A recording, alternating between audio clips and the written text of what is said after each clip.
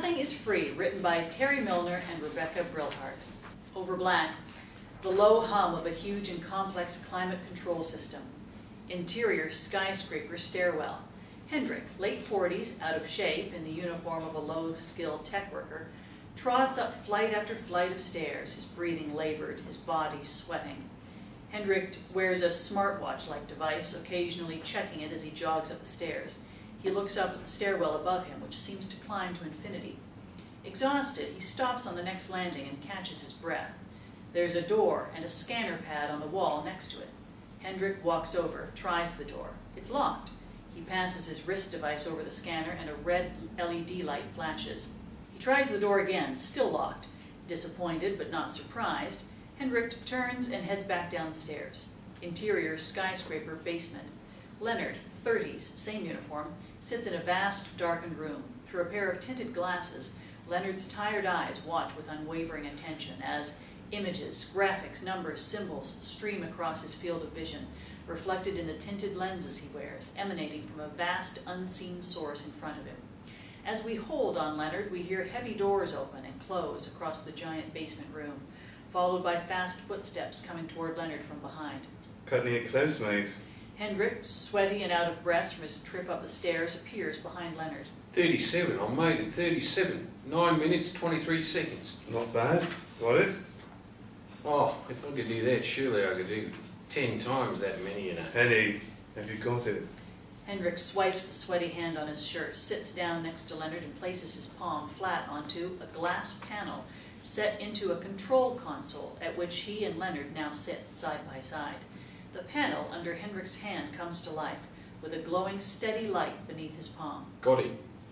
Leonard's hand rests on an identical glass panel set into his side of the console.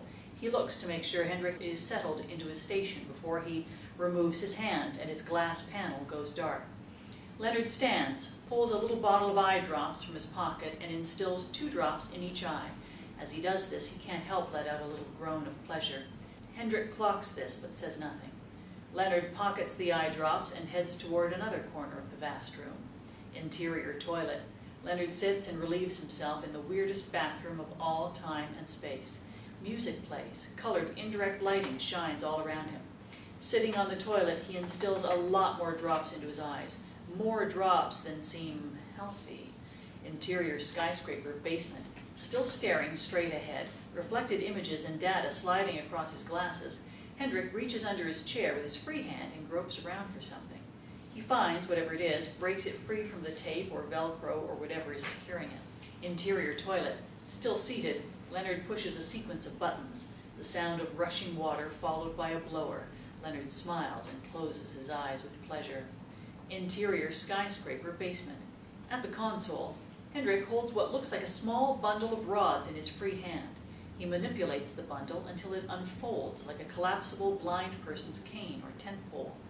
Across the room, Leonard emerges from the toilet and heads toward the double doors to the stairwell. He calls to Leonard as he goes. I'm going for breakfast. With nuts or without? Hendrick stops unfolding the rod and freezes, a bit guiltily. Why don't you surprise me? Suit yourself. Interior skyscraper stairwell. Leonard pushes through the double doors and climbs the stairs, limping a bit as he goes. Interior skyscraper stairwell vending area. Leonard reaches a broad landing with 2 brightly lit vending machines. He whistles merrily as he pursues row after row of generic, identically packaged snack foods. The price on all the snack foods reads 0. Interior skyscraper basement. Hendrick unfolds the rod to its full length, 8 feet or so, and extends it toward a nearby wall, where we see a set of elevator doors. Keeping his eyes on the screen and his other hand on the panel, Hendrick reaches toward the elevator doors, leaning and extending the rod as far as he can. He probes the wall using the rod to tap around, blindly searching for the call button, but never making contact. He sighs with frustration, but keeps trying. Interior snack room. Leonard stands before a bank of vending machines. He presses a button, and a woman's voice emanates from the machine, speaking Mandarin Chinese. When you hear your selection, please press the desired quantity. And remember, everything is free. Select quantity for Mocha Java. Leonard understands the word Mocha Java and presses a button. A can of cold coffee tumbles out into the retrieval slot. He smiles as the Chinese woman's voice begins again. When you hear your selection, Interior skyscraper stairwell. Leonard delicately cradles his bounty in his arms as he limps down the first flight of stairs. Just before he reaches the landing, he misses a step and begins to fall. He stumbles down the last few stairs, dropping the snacks and scattering them as he tries to brace his fall. He stumbles down onto the landing and collides with the wall opposite. Shaken but still on his feet, he leans against the wall. As he collects himself, his wristband, identical to Hendrick's, makes contact with a scanner pad. The scanner pad turns green, a click is heard, and the door next to the scanner pad pops open. Leonard hesitates very briefly, but then quickly shuts the door. The scanner pad changes back from green to dark as a lock clicks back into place. He hurriedly collects his snacks and heads on down the stairs. Interior skyscraper basement. After 2 or 3 more tries, Hendrick manages to push the button with the rod.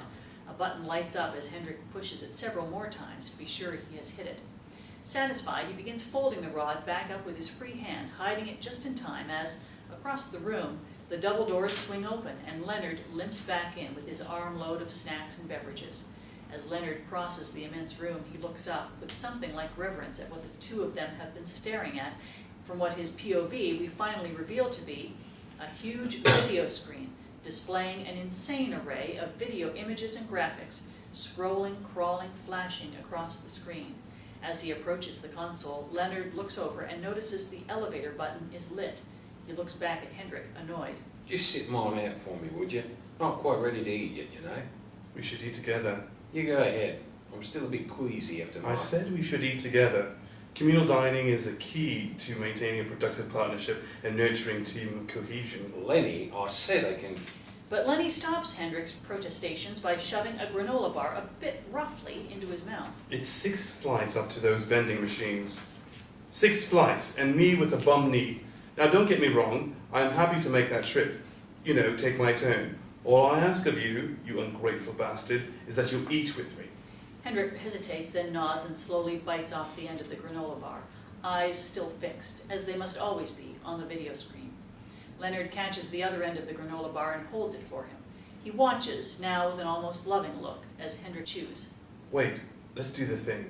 Leonard starts unwrapping and setting out the other food in a precise configuration on the console in front of them. Oh, not today, Lenny. Come on, you love this. No, Lenny, really, I just want to... It never comes, no matter how many times you push. Angle on the elevator button, still glowing, a huge beat. So, we have 2 granola bars with nuts and cranberries, A bold choice. 2 bags of crisps, plain, 2 cans of cold mocha java, mind the rust there, and 1 bar of nougat to share. How continental. We offer a variety of the finest cuisines here in the basement of the Burj Tel Far, the tallest building in all the world. Variety? It's the same as what we had yesterday. No, yesterday was plain granola. Today it's granola with nuts and cranberries. Anyway, it's all free, isn't it? Nothing is free unless everything is. Leonard takes a can of coffee in one hand, places the other on the glass panel. Count us off. Come on, Annie, count us off. Fine. Ready? 1, 2, 3. 1, 2, 3. They go into a well-choreographed, impossibly precise, and ridiculous eating and drinking routine in 3/4 time. A fast waltz accompanies them. The ritual is designed so that one man has his eyes on the screen and a hand on his panel at all times, while also eating and doing the intricate choreography. After a few repetitions, Leonard changes it up. 1, 2, 3, change 2, 3. Without missing a beat, they each now change the order of what they do. Leonard sips when Hendrick bites, and so on. As the tempo gets faster, Hendrick starts to fall behind. Then he starts choking.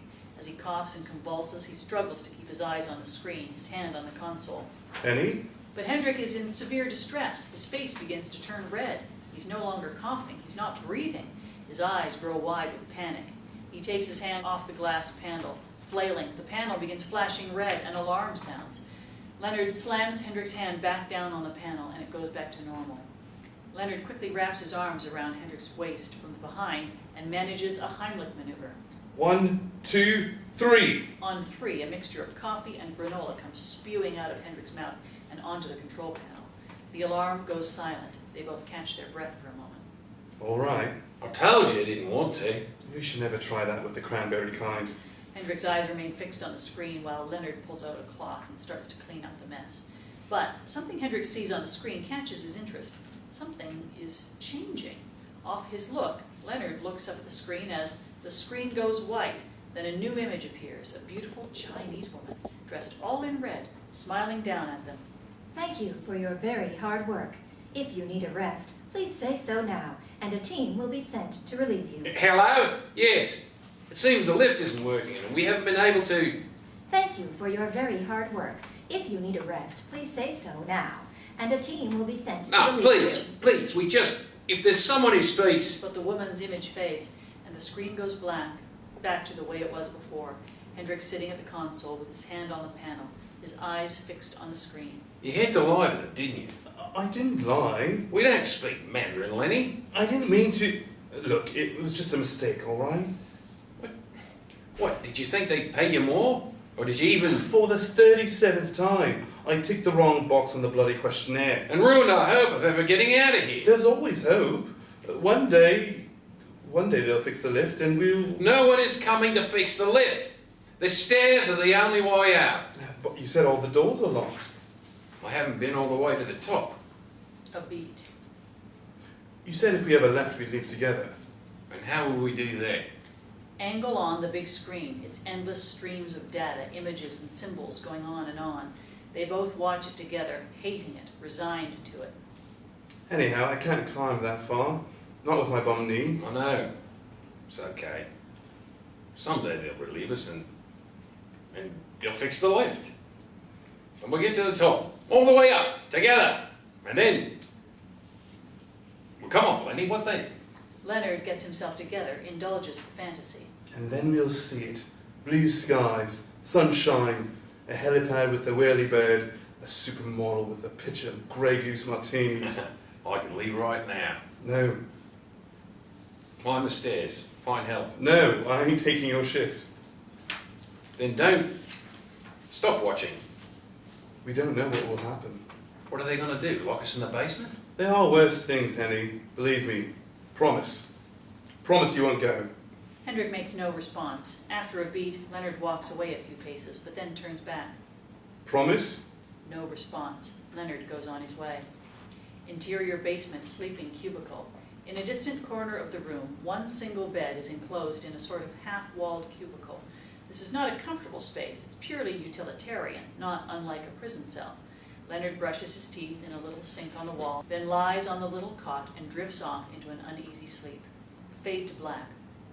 Interior skyscraper basement. Hendrick stares at the screen as before. Over the intervening hours, he's grown a bit of stubble, but otherwise shows little sign of fatigue. In fact, he seems oddly energized. Leonard appears behind him, ready for his shift. He looks well rested and cheerful as ever. He takes his seat, puts on his glasses, lays his palm flat on the panel in front of him. Hendrick rises and walks off without a word. How about some breakfast? No response. Henny? Hendrick heads straight for the double doors. No cranberries this time, eh? Hendrick pushes through the double doors. His footsteps echo as we hear him running up the stairs. Interior snack room. Hendrick does not take time to peruse. He knows what he wants. He pushes some buttons. 2 bottles of water tumble down into the retrieval bin. Pulls them out, puts one in one pocket, one in the other. Interior skyscraper stairwell. Hendrick comes out onto the landing, looks down the stairs toward the basement, back toward Lenny, then up at the endlessly climbing stairs. Then he makes a decision. He goes up. Interior skyscraper basement continuous. Leonard stares at the screen, anxious and fidgety. After a long moment, he calls out, Hendrick? Henny? Interior skyscraper stairwell. Hendrick struggles up flight after flight. Leonard's cries echo up the stairs behind him. Sweat runs down his face and chest. He passes landing after landing. Interior skyscraper basement. Leonard continues to watch the screen, though his head is now resting on the console. His eyes are bloodshot. He blinks, starts to nod off. Henny, please. His voice is hoarse from screaming and crying. Suddenly, the screen goes white and the Chinese woman reappears. Thank you for your very hard work. If you need a rest, please say so now, and a team will be sent to relieve you. Leonard lifts his head up a bit, staring up at her. Thank you for your very hard work. If you need a rest, please say so now, and a team will be sent to relieve you. The screen goes back to normal. Leonard stares up at it a moment. Slowly, he sits up, then stands, keeping his hand on the panel and his eyes on the screen until he screws up his courage and takes his hand off the panel. The panel goes from white to flashing red. An alarm sounds as before. Then Leonard turns his back on the screen. The screen goes completely dark. All ambient noise shuts down. Amber emergency lights come on. Leonard looks around the room in a panic. Henny? Henny! He runs, struggling with his bad leg to the double doors and pushes through them. Interior skyscraper, stairwell continuous. Leonard stands at the bottom of the endless stair, looking up, searching in the dim emergency light for... Henny! Then he starts to climb, favoring his bad knee, but making it up the first few steps. Interior skyscraper, stairwell, many floors up, continuous. Hearing Leonard's faint cries from below, Hendrick stops on a darkened landing, unsure of what to do. He drinks some water. Hendrick! Henny! Come back! Henny! Hendrick looks down the stairwell into the dim red light. He hears Leonard's footsteps on the stairs. Henny, please! Wait for me! Go back, Lenny. I can't! Henny, I stopped watching! The sound of Leonard's footsteps comes closer, followed by his heavy breathing. Out of the darkness, Leonard's face appears below in the emergency lights, huffing and puffing his way up the stairs. Henny! Leonard makes his way up the final flight to Hendrick, but as he climbs, his knee gives out. Leonard cries out in pain and tumbles back down to the landing below. Hendrick goes to him, sits on the steps and pulls him into his arms. Leonard clutches his knee, crying in pain. Both men stop and stare close into each other's eyes as they realize this is the first time they have ever made eye contact. I did it. I turned my back on the bastards. I would have come back for you, Why would anyone come back for me? because nothing is free. Unless everything is? Hendrick nods.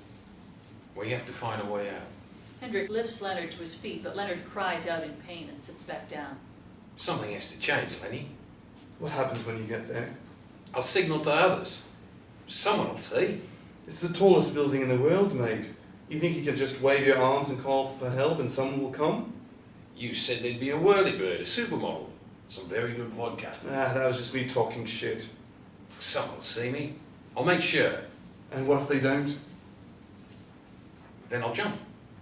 Hendrick gives Leonard his remaining water bottle. No one will see you. They'll see me. Either at the top or at the bottom. Wait, Hendrick turns back. Leonard takes his own smartwatch off and clasps it around Hendrick's wrist. Why? just take it, please. Hendrick nods, then heads up into the darkness above. Lenny listens as his footsteps echo, then fade. Interior skyscraper stairwell later. His head bowed with fatigue, Hendrick struggles onto the next landing, turns to climb the next flight, but stumbles painfully to his knees. He looks up into the darkness, looks back down, then struggles to his feet and continues to climb. Interior basement sleeping area. Leonard sits on the little bed, despondent in the dim emergency light. He pulls out a bottle of eye drops, puts several in each eye. They run down his face like tears. He lies back but can't close his eyes. After a beat, he gets up and limps out of the sleeping area. Interior skyscraper basement console. Leonard returns to the console and sits down heavily in his chair. He places his hand on the glass panel in front of him. He stares at the dark screen. Nothing happens, but he keeps staring anyway. Interior skyscraper stairwell. Hendrick crawls up the final flight of stairs. He's reached the top. He backs up, looks to his right, and sees a door with the logo painted on it. He pushes, but the door does not open. He pushes hard, still nothing. Waves his smartwatch over the card reader. Nothing. He pounds on the door until he hurts his hands. Nothing. Then it occurs to him. He looks at his other wrist, the one with Leonard's smartwatch on it. He lifts it to the door lock panel. The panel light turns green. The door makes a loud unlocking sound. Hendrick pushes the door open, just a crack, and is blinded by the unbearably bright light beaming through. He turns away, gropes in his pockets, retrieves his tinted glasses and puts them on.